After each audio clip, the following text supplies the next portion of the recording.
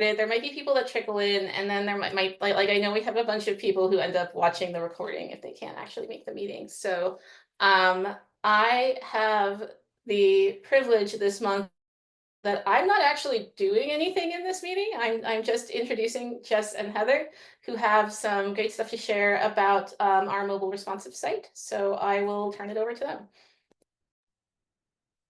Hello, I'm Heather Taylor, and I have been working with Jess and with Amanda on implementing some work to be done to Torus that will improve the student's experience on mobile. Now, also, when you improve the experience on mobile, you're also improving the accessibility of the platform.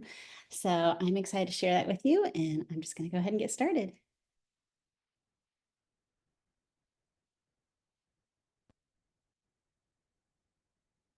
Okay. I'm going to move my screen around a little bit so I can see things better.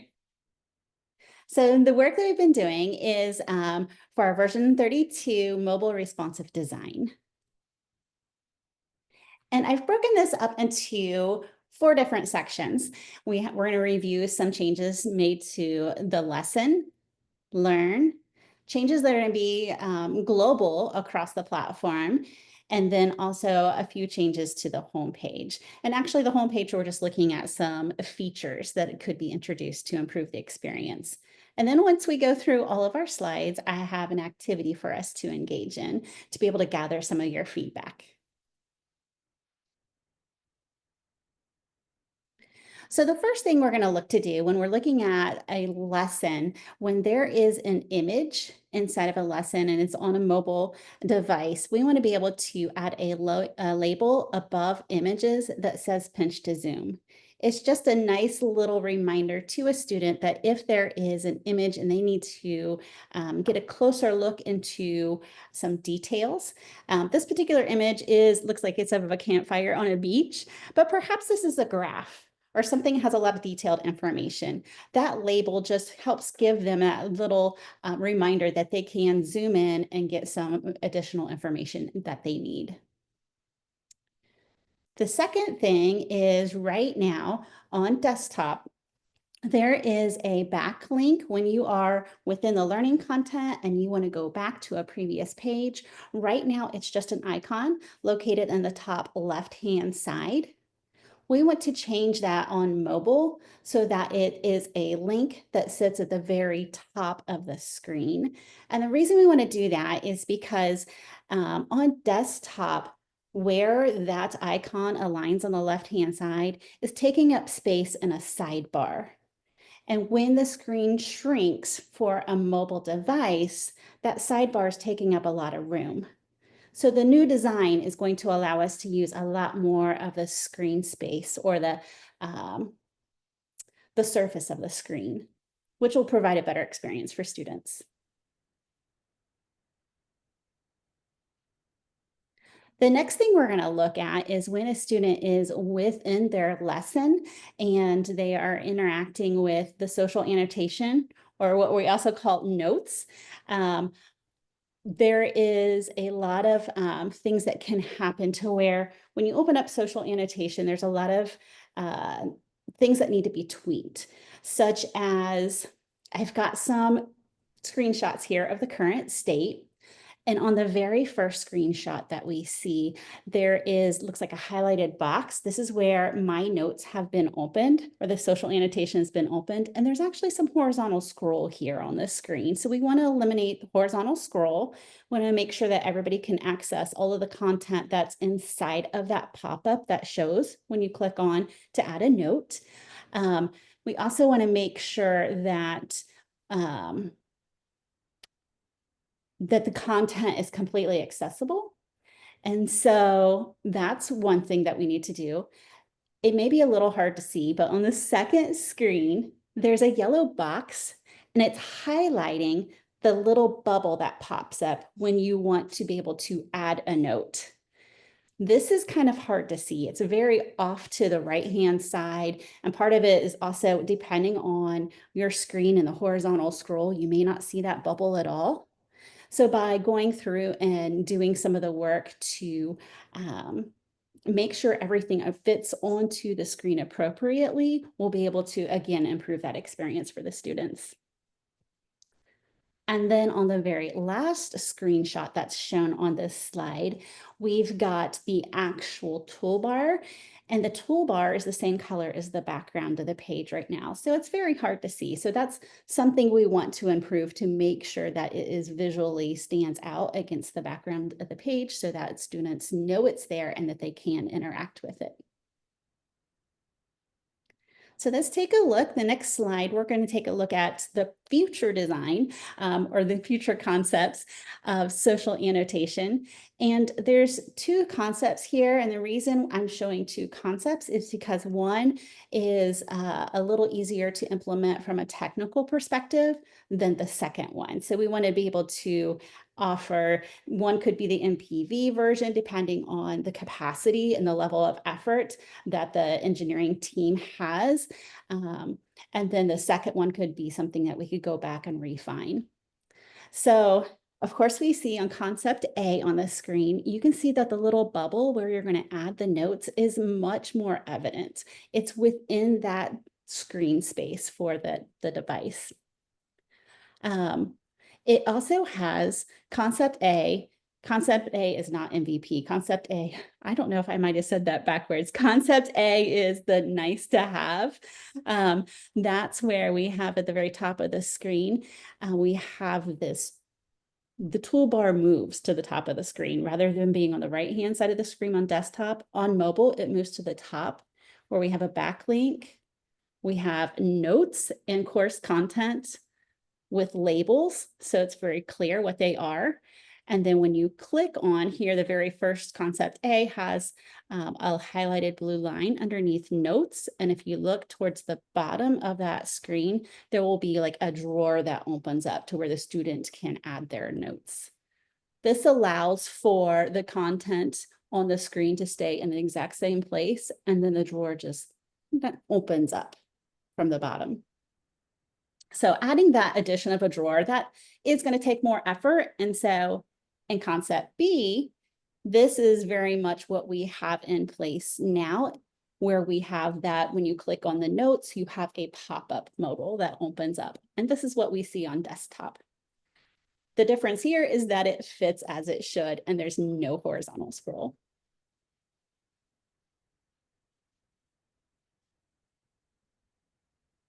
So next within the lesson is we have some tweaks to measuring learning proficiency. Right now, when you see learning objectives and proficiency at the top of a lesson, proficiency, the color contrast needs to be adjusted so that it passes and is clear to see. And then also we are going to have an addition of a hyperlinked icon that someone could click on, something that identifies that there is more information to be learned about proficiency. And so that's what we see on the left-hand side of this slide. On the right-hand side of this slide, we have an example of what it looks like when you open up that overlay to read more about measuring learning proficiency. Something I noted is inside of there's a yellow outlined box. That is the icon, the X icon to close the overlay, and it's really hard to see. I actually had a hard time finding it myself because it aligned a little bit off of the screen.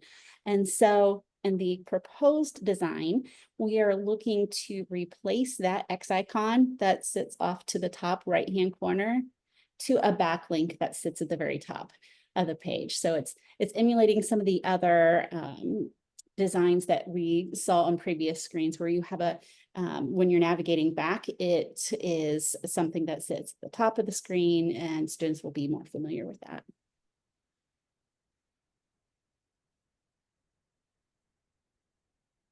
Next thing we're going to look at for lessons is some updates to key annotation. May be familiar with this being called tooltips. It's also in the platform as a content pop-up. So they're all the same thing. It's mostly some design updates. Currently, the color, so we're in dark mode in the screenshot here, and you can see that the pop-up is a light background. So we're going to update that so that it also reflects the dark mode rather than having the light background. It'll have the dark background. There'll be an addition of an X icon, so you can close that. There's also, I saw a slight bug you can see in the, occasionally on a mobile device, I have seen when you go to click on a term. So in the screenshot here, it's the reactant. Click on the term and the pop-up actually aligns above, or it doesn't align exactly as it should in relation to the term. And so that's something that I've also notated in this work, just to look into it and make sure that there's not a bug occurring and that we can fix that and address it.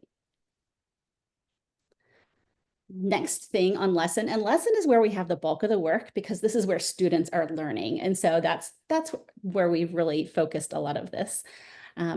So when you're on a, going through the learning content and you're navigating through everything, there is a bar at the bottom to get to the previous and next pages. And the bottom bar right now has two buttons to the right and the left, and there is the title. The title is truncated and it's really hard, kind of hard to read. So rather than truncating that, we're just going to have the buttons that say previous and next. So we're simplifying the experience here.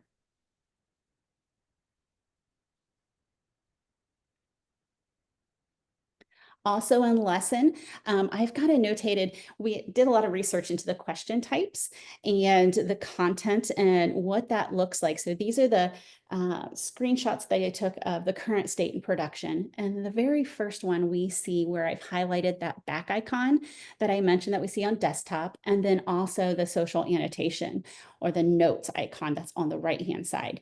So both of these live in what would you call like this extra space on the right and the left-hand sides of the screen. And you can see it's taking up a lot of area, a lot of the screen real estate. And so by adjusting where these live on the screen, moving them both to the top of the screen, we're going to allow for all of the content inside of a question type to fill that space. And that will improve the student experience greatly.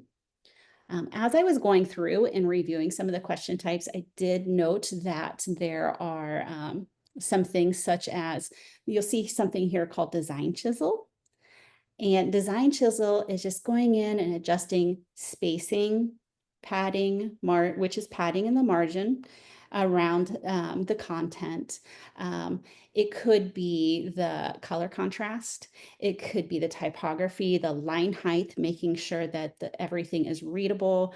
Another thing we have on the screen to the right-hand side, I have pagination. Right now, the pagination, this example, there's some horizontal scroll associated in this example. I know it's kind of hard to see with the screenshot. But if we were to imagine rather than 1, 2, 3, 4, and next, sometimes there's too many pages. There starts to be this scroll and it's hard to navigate. So by adding in an ellipsis in between, so perhaps we have the previous and next buttons, we have 1, 2, we have the ellipsis to represent that there are multiple pages, and then we have the ending pages. So that's going to eliminate the horizontal scroll and just to improve the experience again.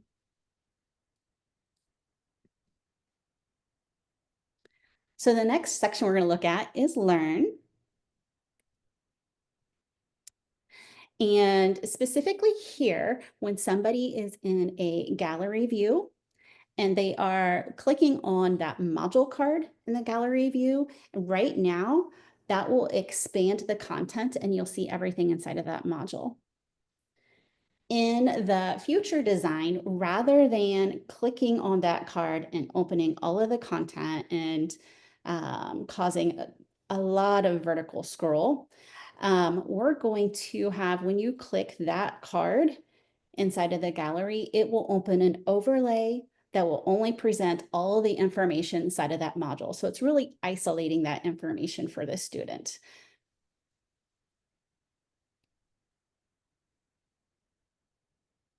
Also, when you are in a gallery view or an outline view, currently right now on desktop, in order to switch back and forth between those views, there is a drop down.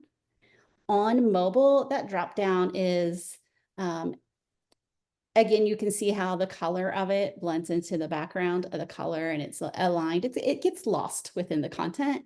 And so the future design is, rather than having a drop down, it's a simple toggle. So you'll be able to toggle back and forth between gallery view and outline view a bit quicker.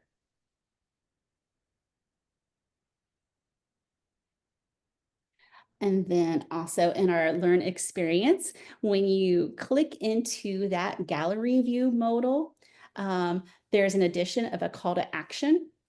In the middle of the screen, we have a blue button that says you can continue learning if you have been in the process of going through the content, or it'll be a call to action to go to the next module. And then the other thing that we have that will be added to this view is this title hero area at the very top of the page. So there'll be a bit of work there to add that. And that's just so you can continue that look and feel of the gallery view onto that module overlay.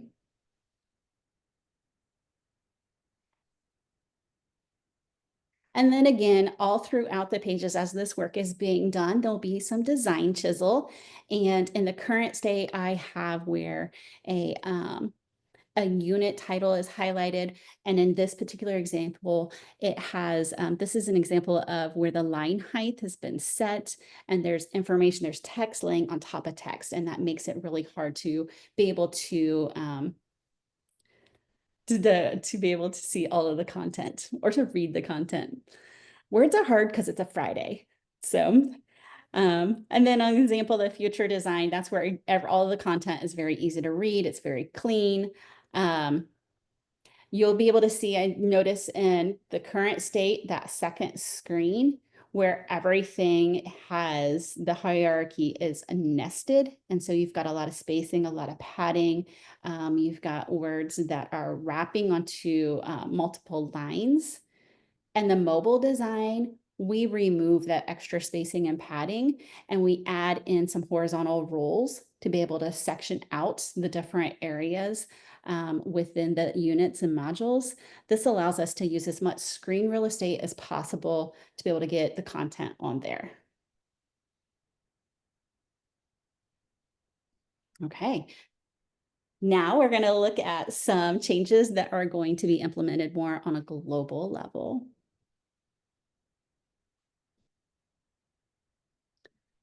So here we have the navigation.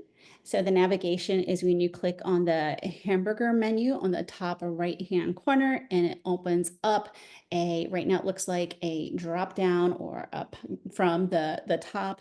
And the current state you have, it looks a little funny because there was some horizontal scroll, and very recently that has been addressed and fixed. So this screenshot was taken before that recent fix, but you can see that it's overlaying the screen and it just feels very busy.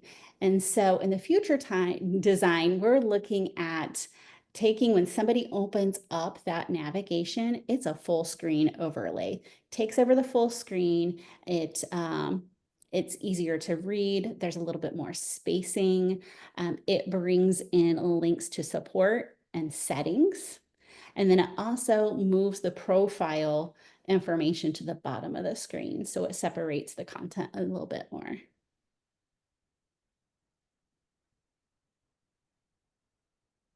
Also, some changes for the profile. Right now, again, if you were to click on the profile avatar to be able to open up the settings, it's going to present as a drop down. And again, we're looking to present that as a full screen overlay. Takes over everything so that you're not as distracted by all of the content on the screen. You're really focused in. And as part of that, we're also adding in some links to manage account. This particular screenshot doesn't show it, but we also saw that we needed to add in a link to research consent, and I think that that may be it. But this here is just, again, cleaning things up a bit and making it easier to maintain focus.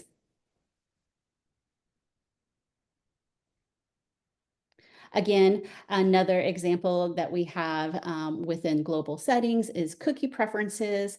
It is currently an overlay or a pop-up that does not take over the whole screen. The future design, again, will take over the full screen. Other things to note in the current state, we've got some older styles.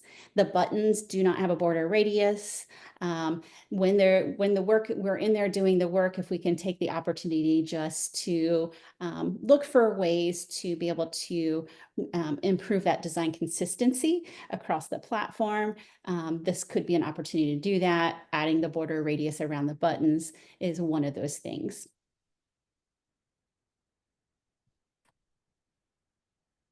And then account settings.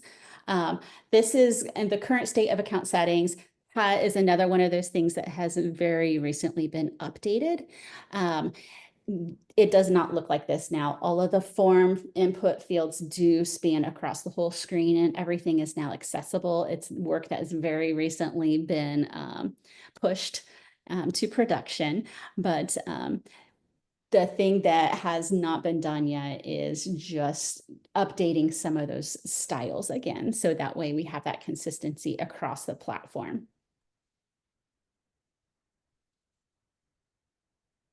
And now the last thing we're going to look at is a new feature for home.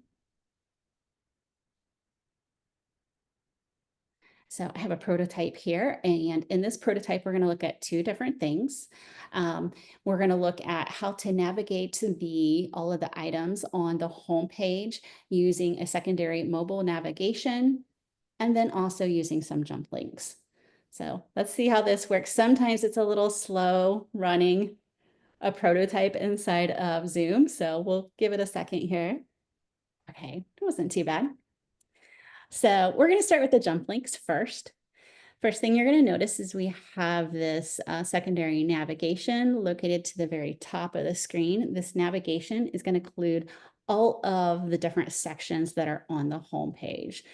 So we'll see if this is another thing. It doesn't always, prototypes don't always work as smoothly within a Zoom meeting. So we'll see how this goes. But we can see here that we can scroll left and right to see all of the items. And I'm going to click on upcoming agenda, and it jumps us to upcoming agenda.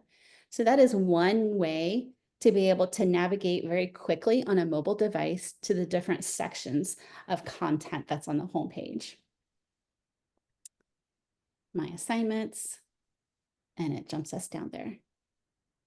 Another way to navigate will be through the three dots that are shown to the left-hand side. If I click on those, it opens up a drawer to the very bottom of the page. And this may look very familiar because when we were looking at social annotation, again, it was using this exact same styling of opening up a drawer to the bottom of the page. And it lists all of the different sections on the page. And again, you can click on it and it'll jump you, it closes the drawer and it jumps you to that section. So just a couple different ways of navigating through that content. And that's what I have to share as a preview of all of the work that's going to be coming up.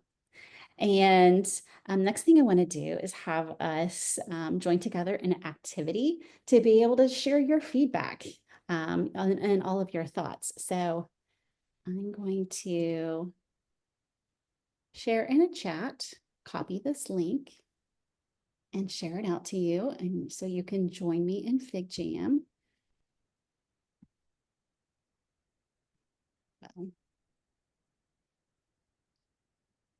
Bear with me as I navigate the things. I'm going to stop this share.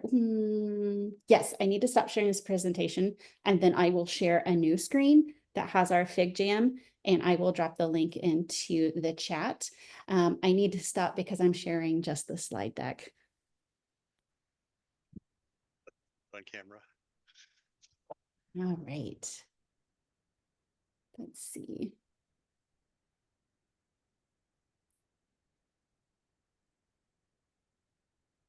All the technical things. All right, we'll find chat and drop in the link.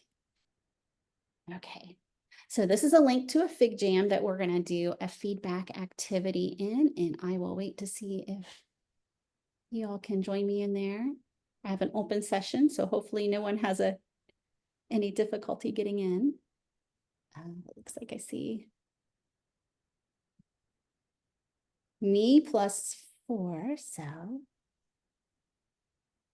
All right, everybody's in, welcome. Okay, so what we're gonna look at here for our activity is we have copies of all of the slides that we just looked at. And I would love to hear from you. I'm gonna zoom them up here if you wanna spotlight me. If you click on the top, oh, you know what? I should be sharing my screen. I am so sorry. Everybody's in there. Okay, we'll try this again. Okay. You can follow me on the screen, or it's your preference. If you enjoy just like moving around, you're welcome to. If you want to spotlight me, you can just click on my my icon on the top, or the avatar with my face on it in the top right hand corner. So just some instructions here. We're going to review the upcoming designs for mobile responsiveness, and we would love to have your feedback. We've got icons of, if I have a question, I have an idea, I'm excited about this, I'm concerned about this. And then the last thing is looking at all of the work that's coming up. What is your favorite feature or update? And I ask that you only use that once. So I will drop those in. And then there's also sticky notes here. I've got copies of all the icons. You can grab one, drop it onto the screen or the slide. Or you can take a sticky and you can grab that and drop it and add some information if you've got a question, if you've got, very particular feedback that you would like to share. You can drag and drop the icons or the stickies, or you can also copy paste. So I clicked on one and do a copy paste. Copy paste, there it is. So you're welcome to do that as well, whichever works the best for you. So we're going to start the session. We're going to look at all the different sections for lesson, learn, global, and home. I'm going to assign us a little bit of time for each section. You can go through, add your stickers, add your sticky notes, and then we'll take a little bit of time and talk about it, and then we'll move on to the next section. So, any questions before we get started? All right. So let's take this time to go ahead and jump in to a lesson. And I will set a timer for 4 minutes since this has the most content. And then once that timer is up, we'll chat.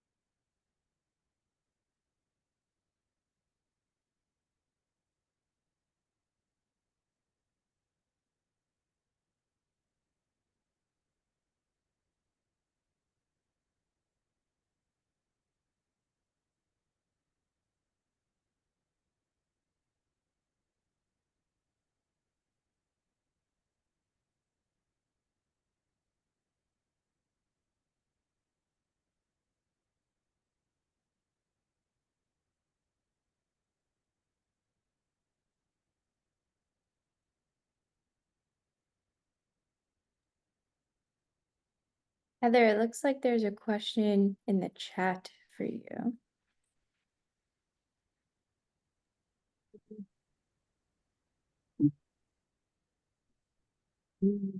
Yeah, that's a great question. So it's any thoughts on dealing with embedded activities that are unlikely to be mobile friendly, such as videos, Logic Lab, exactly, or etc. Yes, I did look into those, and it is something that would be, I identified them as something that would be a greater effort. It would be something that would definitely have to be have its own greater effort. Again, words on a Friday. It would be something that had to be addressed in its own initiative. I think that's the right word. But yes, I did look into those, and it is a challenge. But it's something that we're aware of and that we'll definitely keep looking at.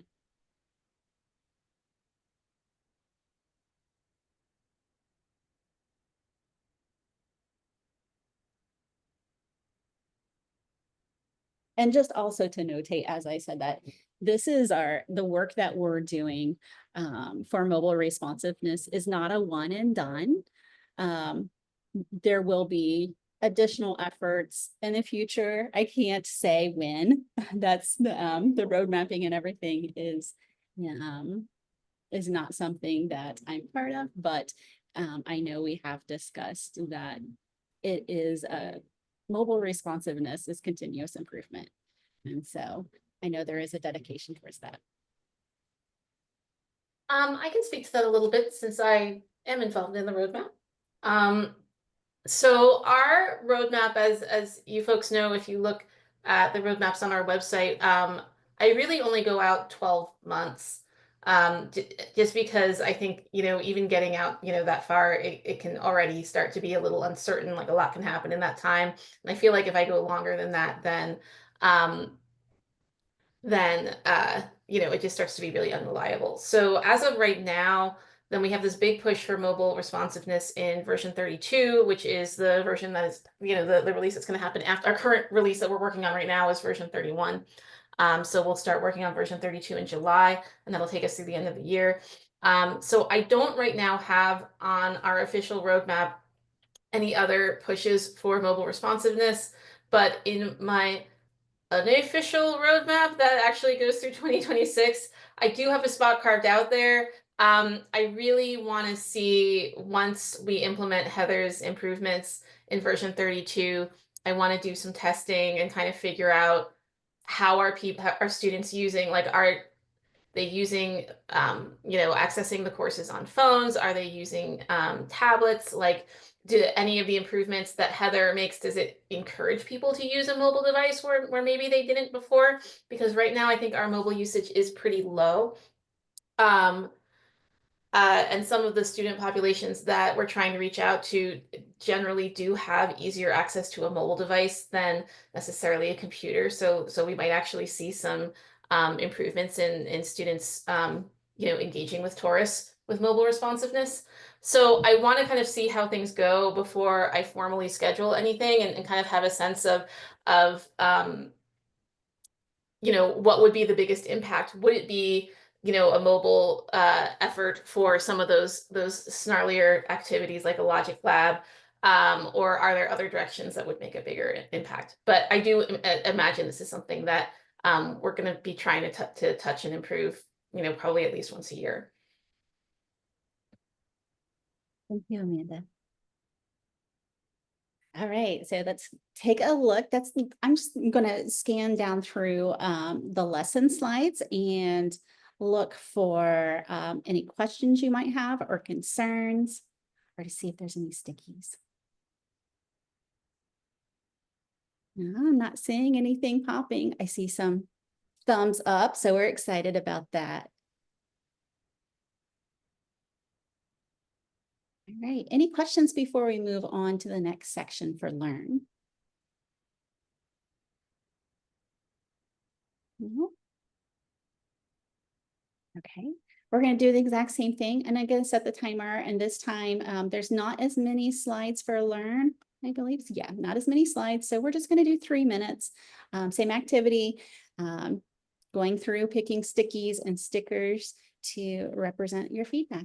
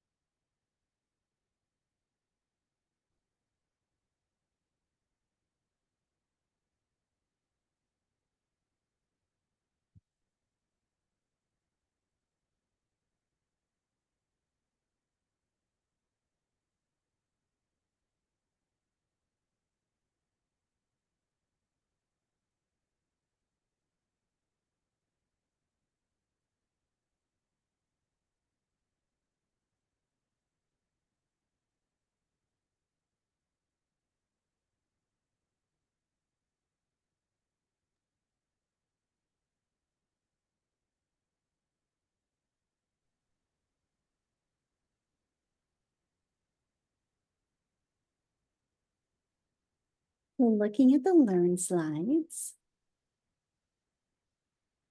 we've got some thumbs up again and a question about the gallery view, outline view toggle.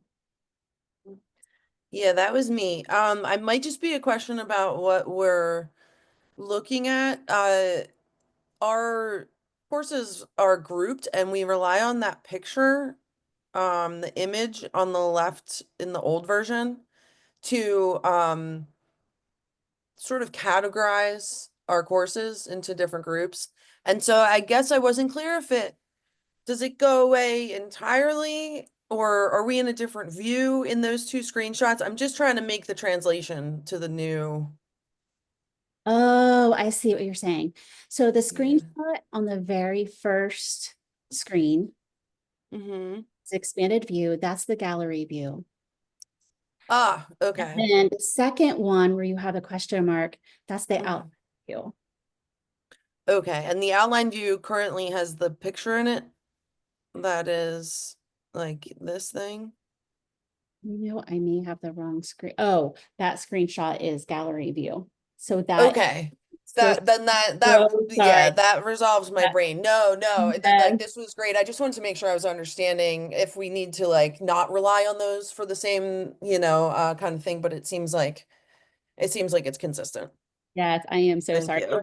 I didn't even draw that correlation when I dropped the shots in there and yes. So great question. Thank you. All right, anything else before we move on to the next section?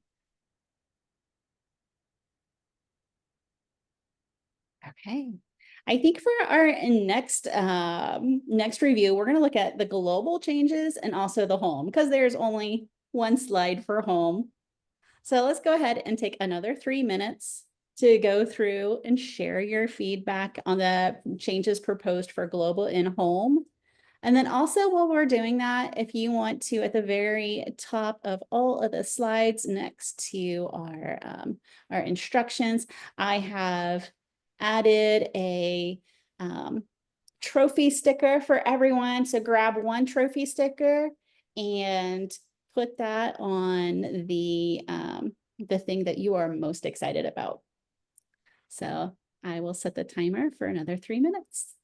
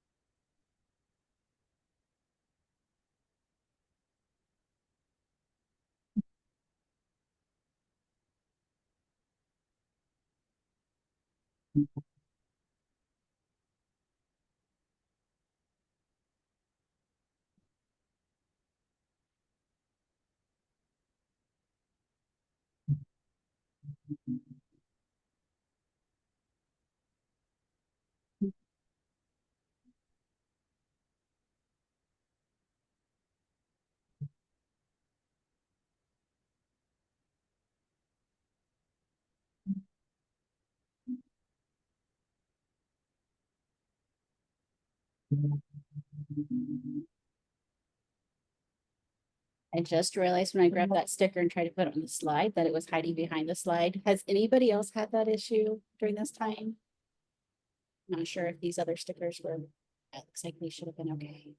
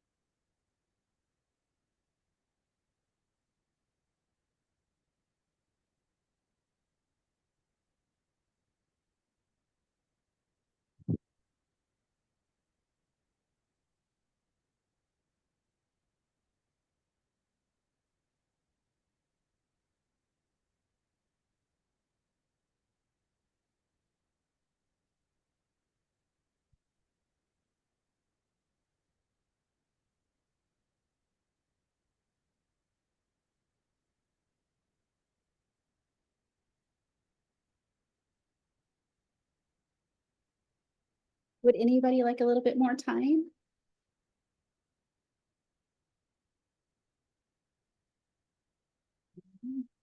We have an 8-second rule, or at least I have some friends that have an 8-second rule. They count to 8 seconds. If nobody says anything, then we'll keep going.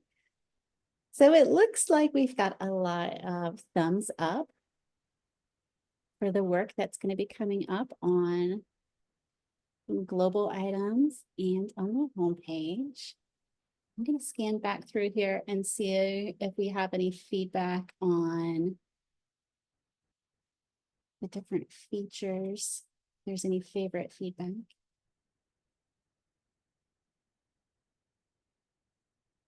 It looks like we have one here for the lesson and the question types and the design chisel that will happen here as we allow for more of that content to fill the screen.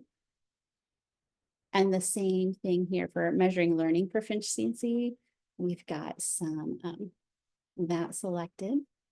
Would anybody like to share why they chose either one of those?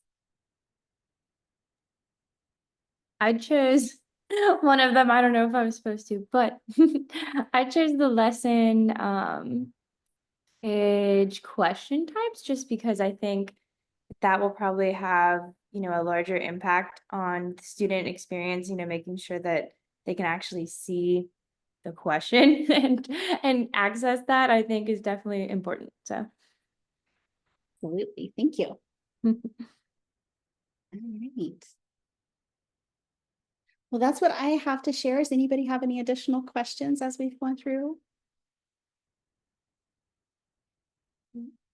Well, thank you so much for allowing me to share this work with you on a Friday afternoon. And I'm going to hand it back over to Amanda. Thank you so much, Heather. That was wonderful. I personally am really excited about our mobile site coming up. So I will follow up this email, of course, with recording of the meeting, link to a snapshot, and that sort of thing. Any other questions or comments before we end the meeting? I have a question. Is this in the roadmap, or what's the timeline for these? Yeah, if you look at the roadmap For- under version okay. 32, which is our next version, that's when we Mhm. have a push for mobile responsiveness. Great, okay, so sooner than later, it seems. It should be December is when version 32 comes out. Cool, awesome. Now, I want to be clear because once we never make promises until the rubber hits the road. So I'm not saying that everything that you just saw is going to be part of the version Sure. 32. We would like it to be, but we're going to implement as much of that as we can in version 32. Great. That's awesome. All right. Anything else? Thank you. I didn't have any comments because it all just generally looks really nice. I agree. I'm very It looks good. It's